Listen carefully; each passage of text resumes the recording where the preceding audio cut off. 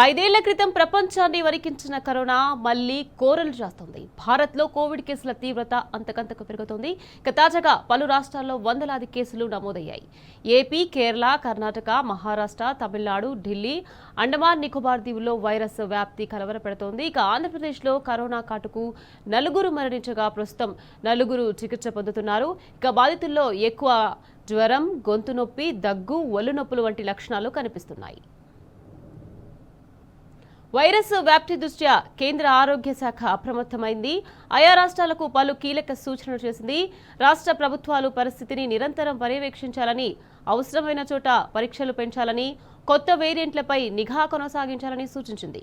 ఆసుపత్రిలో oxygen, ICU పడకలు, అవసరమైన మందులు సిద్ధంగా ఉంచాలని ఆదేశించింది. కొన్ని రాష్ట్రాల్లో ఐసోలేషన్ వార్డులను సిద్ధం చేయడం, హోమ్ ఐసోలేషన్ మార్గదర్శకాలను అమలు చేయాలని పేర్కొంది.